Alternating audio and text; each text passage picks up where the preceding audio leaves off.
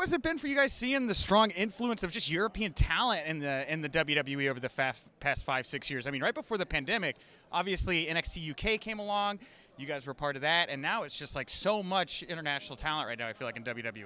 Yeah, it's great because Europe has a rich history when it comes to wrestling, and it took a while because when I would say wrestling business was popular in Europe, it kind of died down when American wrestling came on television in Europe, and it took a while to pick back up again. But now, European talent is everywhere. Yeah. I think the European wrestling style is very unique, very exciting. And it's good to see. I'm also able, love that we are able to represent the European style so well. Like you guys really do. You know, and I think we all take a lot of pride in that because if you think about European style being represented over here, there's no way anybody else does it better than Imperium. Yeah, absolutely, 100%. You know, you talk about styles. You guys have that European style. I had Los Lotharios over here a little while ago. Obviously, they're a little bit more high flyers. When I asked them if they'd want to come down to do anything with NXT, they specifically said they wanted to work with you all. Yeah. So how would you feel about maybe Los Lotharios coming down and working with the Pyramid? Well, we're open to any challenge at all times because I think the one thing that keeps us accountable is our hard work and the dedication that we have for the sport.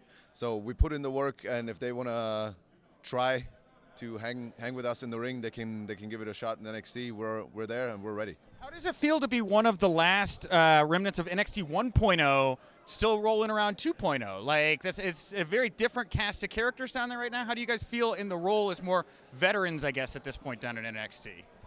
I think we worked very, very long and very hard for that. It is nothing we ever tried to achieve or anything like that. It just organically happened. And I think a lot of people probably expected us to not survive that transition to 2.0, but it actually made us stronger. And everything that we do stood out even more with all those very colorful and bright characters. Because at the end of the day, I can tell you what, it will always go back to the old school. Like, no matter if you talk about style, if you talk about professional wrestling or whatever, it always goes back to the good old basics, and nobody does them better than we do. So it is all nice and cool to have those little glitz and glamour, but when it comes down to the basics, it's always going to be Imperium. So, Gunther, man, first of all, you are in great shape. What have you been doing to get in the shape that you're in right now? I think a lot of people have noticed a bit of a physical transformation. Eat less. I always worked out a lot, but I would say for the first time I've really focused on nutrition. Those two guys really pushed me. And before that, I gotta say, like, I always liked when I was a wrestling fan, I always liked the look of those like solid heavyweights in Japan who had a little bit of like a gut carrying around, just brawlers and stuff like that.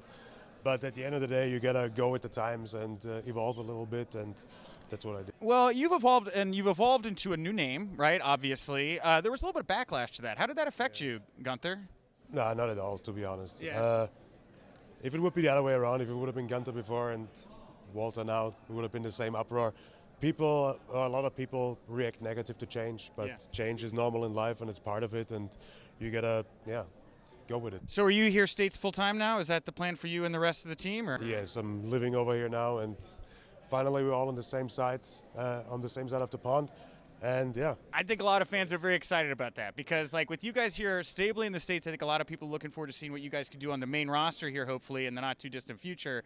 Are there any main roster opponents or programs or anything you guys would like to jump into first if you're given the opportunity to go to Raw or SmackDown? Yeah, I mean, there are like so many great wrestlers on the main roster. It's like hard to pick one.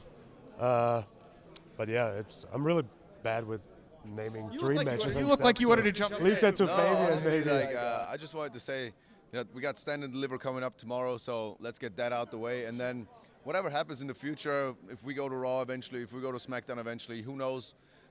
We just focus on the here and now. But I think our confidence really lets us walk out on any show on this planet and keep up with any tag team that might step in the ring with us. Awesome. All right. Well, guys, I want to thank you so much for the time. It was wonderful getting to chat with all of you. Best of luck this weekend. Best of luck at Stand and Deliver. Thank you so much.